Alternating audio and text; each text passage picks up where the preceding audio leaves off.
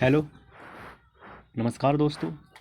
स्वागत है आपका आपके यूट्यूब चैनल अन्ना स्टडी पॉइंट में। और आज हम आपके सामने लेकर के आए हैं हिस्ट्री की एक बेहतरीन सीरीज, जिसमें आप लोग देखेंगे कि किस तरीके से आज जो चल रही व्यवस्थाएं हैं, आज जो चल रही रस्में हैं, रिवाज हैं, वो किस तरीके से धीरे धीरे मानव सोसाइटी में अस्तित्व में आए।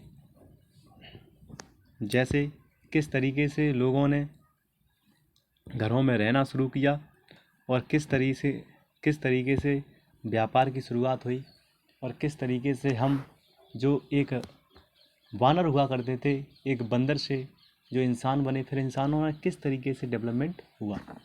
ठीक है, तो हम करेंगे हिस्ट्री की शुरुआत आज। और सबसे पहले हम पढ़ेंगे एंशियंट हिस्ट्री के बारे में, मतलब प्राचीन इतिहास के बारे में, भारत के प्राचीन इतिहास के बारे में। तो आइए आगे बढ़ते हैं। ये सबसे पहले जो आप फ़ोटो देख रहे हैं, ये एक बाबा की जो आप फ़ोटो देख रहे हैं, ये साहब हैं हेरोडोटस। हेरोडोटस कौन थे?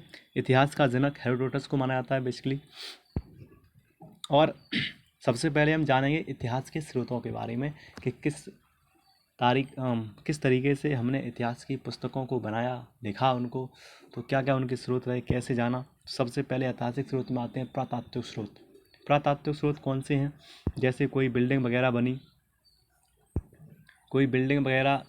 बनी, या फिर कुछ भी वस्तुएं मिली, या फिर कोई मूर्तियां मिली या अभिलेख मिले, तो उनसे जो हमें जानकारी मिली हमारे पिछले समय की, वो सारी की सारी पुरातात्विक स्रोत में आएगी।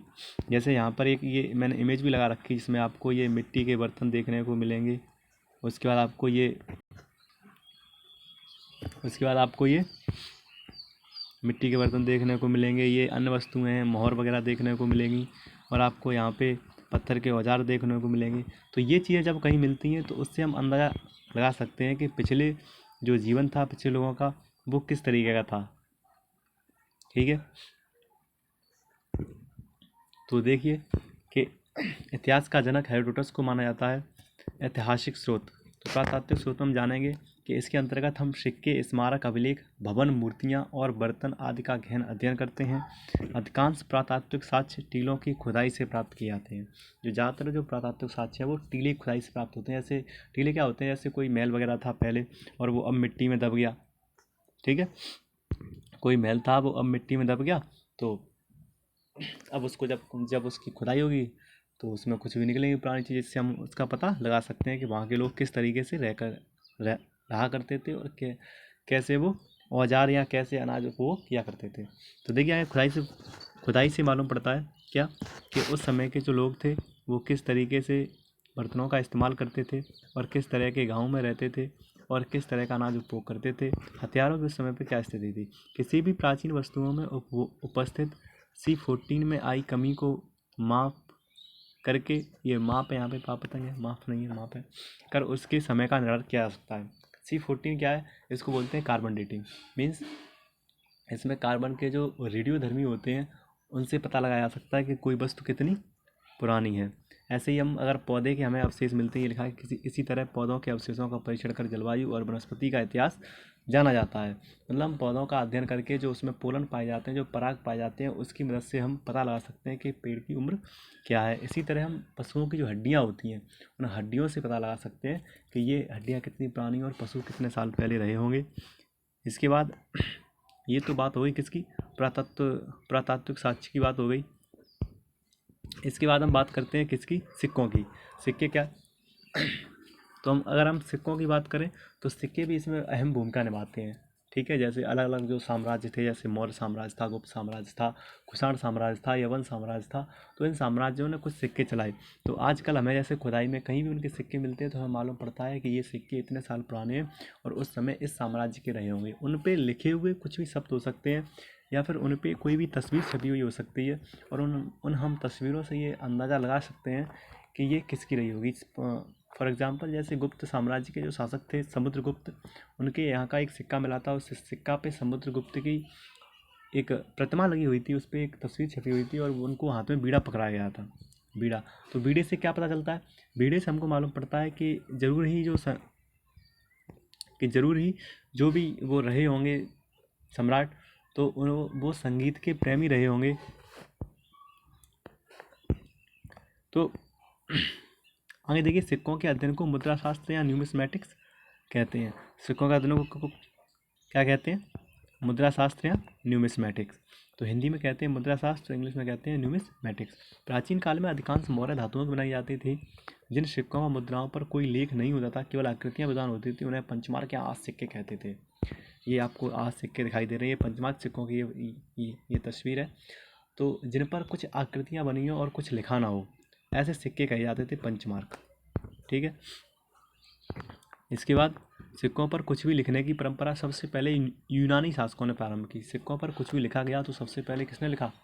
जो यूनान के शासक थे, जहाँ से सिकंदर आया था, जो यूनान के शासक थे, उन्होंने स्टार्ट की। उसके बाद क्या होता? भारत में सबसे ज़्यादा मौर्योत्तर काल के सिक्के मिले हैं, जो कि शीशे, तांबे, कांसे, चांदी, सोने से निर्मित हैं। अलग अलग धातुओं के सिक्के कहाँ से मिले? मौर्योत्तर काल से मिले, जो कि चंद्रगुप्त मौर्य या अशोक सम्राट के आसपास का समय था, या उसके थोड़े बाद का समय था। उस समय के सबसे ज़्यादा सिक्के मिले हैं, जो कि अलग अलग धातुओं के बनाए जाते थे, जैसे सोना हो गया, चांदी हो गया, शीशा हो गया, तांबा हो गया, कांसा हो गया आदि। गुप्त शासक ने सबसे अधिक सोने के सिक्के जारी किए, जबकि सबसे शुद्ध सोने के सिक्के कुषाण शासकों ने प्रचलित किए। ये सिक्कों के बारे में कुछ फैक्ट हैं जानने लायक। जैसे सबसे अधिक सोने के सिक्के अगर किसी ने जारी किए तो वो कौन थे? वो गुप्त शासक थे। और सर्वाधिक शुद्ध अगर सोने की क्वालिटी देखी जाए तो सबसे शुद्ध सोने के सिक्के कुषाण शासकों ने शुरुआत की। सातवाहन शासकों ने सबसे अधिक शीशे के सिक्के जारी किए। ये तुम्हें कुछ सिक्कों की इमेज या तस्वीर दिखाई दे रही है। ये देखो, ये सिक्के की तस्वीर है। ये ऐसे सिक्के हुआ करते थे पहले ज़माने में, है ना। आगे देखिए अभिलेख। दूसरे, अब सिक्कों के बाद आता है अभिलेख। अभिलेख क्या होते हैं? कुछ भी चीज़ हमने जैसे लिख दी कुछ पत्थर पे, या किसी राजा ने आदेश दिया, उपदेश दिया, या पहले कोई युद्ध जीते या हारे तो उनका वर्णन वो करवा देते थे, कि जैसे हमने कोई आदेश निकाला तो हम पत्थर पे लिखवा देंगे उसको। या फिर कई बार धातुओं की स्लेटों पर भी लिखवाया गया, तो उनको हम क्या कहते हैं? जो भी ऐसे लेख थे उनको अभिलेख कहते हैं। तो इसके अध्ययन को पुरालेख शास्त्र या एपिग्राफी कहते हैं। अभिलेख के अध्ययन को हम पुरालेख शास्त्र हिंदी में कहते हैं, और इंग्लिश में उसको बोलते हैं एपिग्राफी। भारत के संदर्भ में सर्वाधिक प्राचीन अभिलेख मध्य एशिया के बोगाजकोई से प्राप्त हुआ है। भारत के बारे में अगर सबसे पुराना कोई अभिलेख है तो वो मध्य एशिया के बोगाजकोई से प्राप्त हुआ है, जिसमें किसका वर्णन मिलता है? इस अभिलेख में, यहाँ पे किस नहीं है, यहाँ पे इस लिखा है। तो इस अभिलेख में इंद्र, वरुण, मित्र एवं नाशत्य नामक वैदिक देवताओं के नाम मिलते हैं। इसमें जो पहले वैदिक जो देवता हुआ करते थे उनमें इंद्र थे, मित्र थे, वरुण थे, नाशत्य थे, इनके नाम मिलते हैं। अभिलेखों में प्रयुक्त लिपि ब्राह्मी लिपि और खरोष्ठी लिपि है।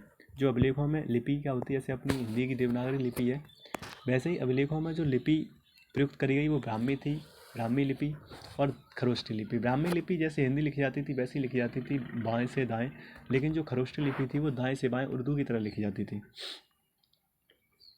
आगे इसके अलावा यूनानी एवं आर्मेयिक लिपि का भी उल्लेख मिलता है। उदयगिरी से प्राप्त हाथी गुप्पा अभिलेख से कलिंग नरेश खारवेल की उपलब्धियों की जानकारी मिलती है।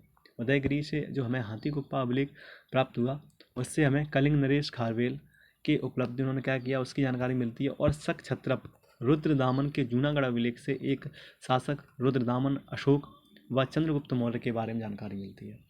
और हमें एक जो जूनागढ़ अभिलेख मिला उससे हमें रुद्रदामन के बारे में और अशोक के बारे में और चंद्रगुप्त मौर्य के शासन के बारे में जानकारी मिलती है। समुद्रगुप्त के प्रयाग स्तंभ अभिलेख से समुद्रगुप्त की विजय के बारे में पता चलता है। मतलब समुद्रगुप्त के समय में भी एक शिलालेख या अभिलेख बनाया गया, जिससे हमें पता चलता है कि उसने कहाँ पर विजय प्राप्त की, किस पर विजय प्राप्त की। ठीक है, तो हमें बेसिकली आपको ये बता रहे हैं कि अभिलेखों से हमें किस तरीके से हिस्ट्री को इकट्ठा करने में या हिस्ट्री को जोड़ कर रखने में हमें जानकारी मिलती है। सबसे पुराने अभिलेख हड़प्पा संस्कृति की मोहरें पर मिलते हैं, जो कि लगभग 2500 ईसा पूर्व के हैं। और सबसे पुराने अभिलेख, क्योंकि अशोक और ये सब समय तो 300 ईसा पूर्व या 400 ईसा पूर्व के आसपास का है, लेकिन उससे भी पहले 2500 ईसा पूर्व के लगभग जो सबसे बड़ी सिविलाइजेशन यहाँ पे रही, जो आज की सिविलाइजेशन या आज की सभ्यता से बहुत ही सभ्य थी, पढ़ी लिखी थी, तो वो लोग भी रहे जिनको बोलते हैं इंडस वैली सिविलाइजेशन के लोग थे। वो सिंधु घाटी सभ्यता के लोग थे, जो जिनके अभिलेख सबसे पुराने थे। लेकिन इनकी जो लिपि थी वो भाव चित्रात्मक थी। जैसा कि मैंने आपको बताया, जैसा आपको पता भी होगा कि पहले इतने राइटिंग का जो आविष्कार नहीं हुआ था तो लोग इशारों में बात करते थे, मतलब भाव से समझते थे। तो ऐसी ही कुछ भाव चित्रात्मक लिपि है हड़प्पा सभ्यता की, जो कि आज तक पढ़ी नहीं जा सकी है। हम ये नहीं समझ पाए हैं कि वो लोग क्या कहना चाहते थे। उन्होंने लिखा तो है लेकिन हम उसको पढ़ नहीं सके हैं। आगे सबसे पुराने अभिलेख जो पढ़े जा सके शिलालेख, इन अभिलेखों को पढ़ने में सफल हुए 1837 में जेम्स प्रिंसेप सफल हुए। मीन्स जो सबसे पुराने शिलालेख थे जिनको हमने पढ़ा है वो अशोक के शिलालेख थे, जिनको 1837 में जेम्स प्रिंसेप साहब ने पढ़ा था। ऐसे कुछ ये शिलालेख की आपको तस्वीर दिखा देते हैं। ये होते हैं कुछ शिलालेख, ये देखिए, ये ऐसे पत्थर पे लिखे होते थे, ये ऐसे करके लिखे होते थे। तो इसके अलावा एक ये भी है, ये मैंने आपको कुछ इमेज ला के दिखाई हैं शिलालेखों की, ताकि आप लोग समझ सकें कि किस तरीके से शिलालेख या अभिलेख लिखे हुए होते थे। ऐसे कुछ लिखवा दिया करते, राजा पत्थरों पे लिखवाते थे ताकि उनके बारे में सबको पता चल सके। तो इन अभिलेख के बारे में बात आती है साहित्यिक स्रोत। साहित्यिक स्रोत मतलब जो कॉपी किताबों में कुछ भी लिखा गया और उससे हमने पढ़ के जो जानकारी हासिल की। जैसे हमने ऋग्वेद पढ़े, हमने सामवेद पढ़े, यजुर्वेद पढ़े, तो उन वेदों में क्या लिखा है कि उस समय के बारे की सारी कैसी व्यवस्था थी, राजनीति कैसी थी, क्या था, सब कुछ लिखा था उसमें। तो उसके बारे में हमें जानकारी मिलती है। तो ऐसे जो स्रोत होते हैं वो साहित्यिक स्रोत होते हैं। ऐसे भारतीयों को लिपि का ज्ञान 2500 ईसा पूर्व में भी था, लेकिन हमारे सबसे प्राचीन पांडुलिपि के अभी उपस्थित है, जो कि अभी उपस्थित है, ईसा की 4वीं सदी के पहले की नहीं है। ये कह रहे हैं कि भारतीयों को ज्ञान तो था 25 साल पहले भी, जैसे सिंधु घाटी सभ्यता के लोग थे वो भी भाव, उनकी जो लिपि थी वो भाव चित्रात्मक थी, तो वो भी, उनको भी लिखा पढ़ा ज्ञान था। लेकिन जो हमारे अभी जो प्रेजेंट में पांडुलिपि जो हाथ से लिखे हुए जो लेख हैं वो ईसा की 4वीं सदी से पहले के नहीं है, मतलब 400 ईसा पूर्व के आसपास के हैं बस। भारत में पांडुलिपियों भोजपत्र और तालपत्रों पर लिखी गई, लेकिन मध्य एशिया जहाँ भारत की प्राकृत भाषा फैली है, पांडुलिपि मेषचर्म और काष्ठ फलकों पर भी लिखी गई।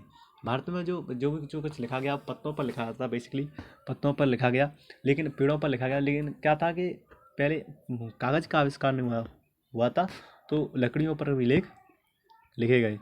हिंदुओं के धार्मिक साहित्य में वेद, रामायण, महाभारत, पुराण आदि सम्मिलित हैं। हिंदुओं के जो धार्मिक साहित्य है उनमें वेद हैं, पुराण है, रामायण है। बात करें अगर वेदों की तो ऋग्वेद को 1500 से 1000 ईसा पूर्व के बीच में लिखा गया। तो वहीं बाकी के जो वेद या उपनिषद या कुछ भी था वो 1000 से 500 ईसा पूर्व के बीच में लिखे माने जाते हैं। तो आगे देखिए, ये कुछ एक छोटी सी इमेज है, ये इसमें आप देखेंगे वेद, सामवेद, गंधर्ववेद, ऐसे ये वेद हैं, ये इसके उपवेद हैं और ये ब्राह्मण ग्रंथ हैं। तो सामवेद का उपवेद गंधर्ववेद है, ठीक है, इसका ब्राह्मण ग्रंथ पंचविश है, ऐसे अर्थवेद का शिववेद उपवेद है, यजुर्वेद का धनुर्वेद है, ऋग्वेद का आयुर्वेद है।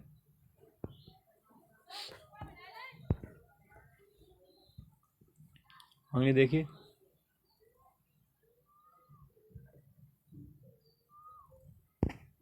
साहित्यिक स्रोत में सबसे विख्यात उदाहरण पाणिनि का व्याकरण ग्रंथ अष्टाध्यायी है।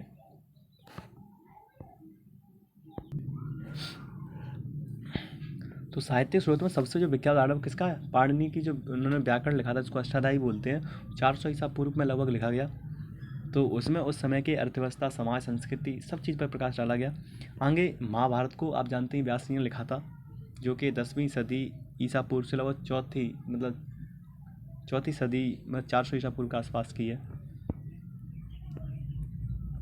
पहले इसमें 8800 श्लोक थे और इसका नाम जय संहिता था। किसमें? महाभारत में। पहले उसका नाम महाभारत नहीं था, क्या था? जय संहिता का। और इसमें 8800 श्लोक थे और इसका नाम जय संहिता। धीरे धीरे इसमें श्लोक की संख्या 24,000 हो गई और इसको भारत के नाम से जाने जाने लगा। मतलब जब 24,000 श्लोक हो गए तो उसको भारत का आने लगा, और जब उसी में 1 लाख से ऊपर श्लोक हुए तो उसको महाभारत का नाम दिया गया। ऐसे ये देखो, रामायण और महाभारत 2 महाकाव्य लिखे हैं। ऐसे ही इसके आगे वाल्मीकि रामायण लिखी गई, जिसमें मूलतः 6,000 श्लोक थे। श्लोक थे, इनकी संख्या 24,000 हो गई है अब। जो वाल्मीकि रामायण थी उसमें 6,000 श्लोक थे, जिसमें अब 24,000 हो गई है संख्या उनकी कुछ। और उसके बाद देखो, साहित्यिक स्रोत की बात हो रही है तो बौद्ध ग्रंथ और जैन ग्रंथों का नाम ना आए तो ये बात भी गलत होगी। तो बौद्ध ग्रंथों के बारे में कुछ जो बौद्धों की जानकारी देते हैं ऐसे भी कुछ ग्रंथ लिखे गए, तो उनमें भी उस समय के राजाओं के बारे में चर्चा की गई और उस समय के समाज को दर्शाया गया। ऐसे ही जो बौद्धों की जो भाषा थी वो पाली भाषा थी। बौद्धों के सारे ग्रंथ पाली भाषा में लिखे गए। ऐसे ही जैनों के सारे ग्रंथ प्राकृत भाषा में लिखे गए। और उस समय के जो विष्णुगुप्त थे, जिनको कौटिल्य कहा जाता था, उनका अर्थशास्त्र भी उस समय के समाज की एक महत्वपूर्ण जानकारी देता है। कालिदास ने भी एक नाटक लिखा था उस समय पे, इसका नाम था अभिज्ञान शाकुंतलम। ये देखिए एक इमेज है अभिज्ञान शाकुंतलम, जिसमें कि दुष्यंत और शकुंतला का वर्णन किया गया है। अभिज्ञान शाकुंतलम सबसे प्रसिद्ध है कालिदास का। और इसके बाद बात करें तो कुछ तमिल ग्रंथ भी, हालांकि इतने नहीं और भी हैं। मैं आपको एक आइडिया दे रहा हूँ कि किस किस बेस पर, किस आधार पर हिस्ट्री को एकजुट किया गया। हिस्ट्री की किताबें लिखेंगे वो किस आधार पर लिखेंगे, तो इस आधार पर लिखेंगे। साहित्यिक स्रोत की बात कर रहे हैं उसमें हम, पुरातात्विक स्रोत पर लिखी गई, शकों के आधार पर लिखी गई, अभिलेखों के आधार पर लिखी गई, हिस्ट्री को समझाया गया। उसके बाद ये साहित्यिक स्रोत पर लिखी गई, तो शकुंतला दुष्यंत की कहानी है अभिज्ञान शाकुंतलम। उसके बाद कुछ तमिल में, तमिल भाषा में भी जो भी लिटरेचर था, जो भी साहित्य था, उसको हम संगम साहित्य के नाम से जानते हैं। संगम साहित्य के नाम से जानते हैं। संगम साहित्य के प्रमुख ग्रंथ संगम साहित्य के जो प्रमुख ग्रंथ हैं वो 3 ही हैं। उनमें कौन से हैं? तोलकाप्यम, शिलप्पादिकरम एवं मणिमेखलय। इसके बाद अगर हम संगम साहित्य के बाद अगर हम बात करें तो एक चीज़ और आती है विदेशी विवरण। मतलब जो विदेशी आती है हमारे यहाँ पे घूमने आए, उन्होंने भी कुछ किताबें लिखी, तो हमारे यहाँ के समाज को देखकर उन्होंने उन किताबों में वो लिखा कि हमने भारत में क्या देखा, तो उससे भी हमें बहुत सारी जानकारी मिलती है। जैसे कि देखो विदेशी यात्रियों विवरण लिखे हैं यहाँ पे, फाइयान है, वेनसांग है, मेगास्थनीज है, हेरोडोटस तो आप जानते ही हैं, हिस्ट्री के पिताजी हैं। तो सबसे प्राचीन लेखकों की बात करें तो वह यूनानी हो सकते हैं, क्योंकि सबसे पहले यूनानी 326 ईसा पूर्व के आसपास सिकंदर के समय आए थे, सिकंदर के समकालीन थे। और उन्होंने चंद्रगुप्त, क्योंकि जो भी उस समय सिकंदर के समकालीन थे जो लेखक थे, उनके यूनानी लेखकों में एक नाम मिलता था सेंड्रोकोटस, और हमारे यहाँ पे एक नाम मिलता था उसी समय में चंद्रगुप्त मौर्य। तो चंद्रगुप्त मौर्य और सेंड्रोकोटस एक ही आदमी थे। मीन्स यूनानी लोगों ने चंद्रगुप्त मौर्य को ही सेंड्रोकोटस कहा था। चंद्रगुप्त मौर्य के दरबार में मेगास्थनीज दूत बनकर आए, जिन्होंने इंडिका पुस्तक लिखी। यूनानी भाषा में पेरिप्लस ऑफ द एरिथ्रियन सी पुस्तक लिखी गई। चंद्रगुप्त मौर्य जो मेगास्थनीज आए उन्होंने इंडिका पुस्तक लिखी, लेकिन जो यूनानी भाषा में एक और पुस्तक लिखी जिसका नाम था पेरिप्लस ऑफ द एरिथ्रियन सी। इस पुस्तक में ये पुस्तक 80 ईस्वी से 115 ईस्वी के मध्य किसी अज्ञात लेखक ने लिखी, इसके राइटर का नाम नहीं पता है, लिखी, जिसमें लाल सागर, फारस की खाड़ी और हिंद महासागर में होने वाले व्यापार का जिक्र मिलता है। मीन्स जब पहले फारस की खाड़ी या लाल सागर या हिंद महासागर में किस किस से कैसे व्यापार होता था उसका जिक्र मिलता है। ये एक इमेज है पेरिप्लस ऑफ द एरिथ्रियन सी जो बुक है उसकी। इसके बाद टॉलमी थे, उन्होंने एक पुस्तक लिखी जिसका नाम था ज्योग्राफी पुस्तक। ये 150 ईस्वी के आसपास लिखी गई मानी जाती है। और प्लिनी के नेचुरलिस्ट हिस्टोरिका ईसा की पहली सदी की है। ईसा की जो पहली सदी थी तो उसकी एक पुस्तक लिखी जिसका नाम था नेचुरलिस्ट हिस्टोरिका, और ये किसने लिखी? प्लिनी ने लिखी। इसमें इटली और भारत के व्यापार के बारे में लिखा गया। ये उसकी एक इमेज है प्लिनी की पुस्तक की। इसके बाद चीनी यात्री प्रमुख हैं जो बौद्ध तीर्थों का दर्शन करने, बौद्ध धर्म का अध्ययन करने भारत आए। बौद्ध थे ये चीनी यात्री, और जो भारत आए बुद्ध के बारे में जानने के लिए।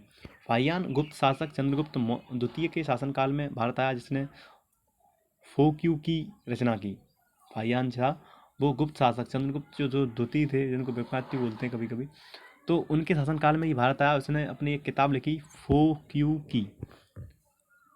और वहीं वेनसांग हर्षवर्धन के समय शासनकाल आया, जो वर्धन वंश के राजा थे हर्षवर्धन, जो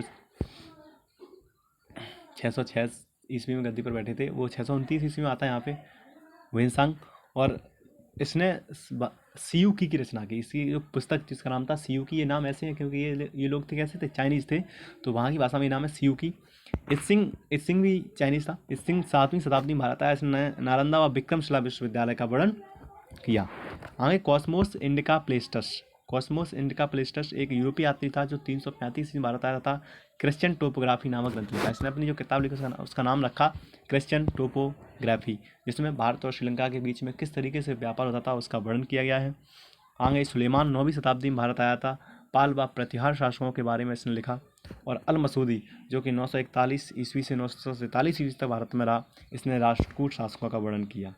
अलबरूनी महमूद, और अलबरूनी कौन था? अलबरूनी महमूद गजनवी के समकालीन भारत आया, जिसने तहकीक हिंद या किताब उल हिंद की रचना की। तो ये हमारे यहाँ पे साहित्यिक स्रोत खत्म होते हैं, और हमने चर्चा की किसके बारे में? साहित्यिक स्रोतों के बारे में चर्चा की हमने, और आपको इमेज के माध्यम से हमने दिखाने की कोशिश की ताकि आपको चीज़ें लंबे समय तक याद हो सकें। तो उम्मीद करते हैं आपको ये वीडियो बहुत ही अच्छी लगी होगी, पसंद आई होगी। तो पसंद आए तो चैनल को सब्सक्राइब ज़रूर करें। आगे मिलते हैं ऐसी और हिस्ट्री की इसी सीरीज में आने वाली वीडियो में। तब तक के लिए आप सभी का धन्यवाद। जय हिंद, जय भारत।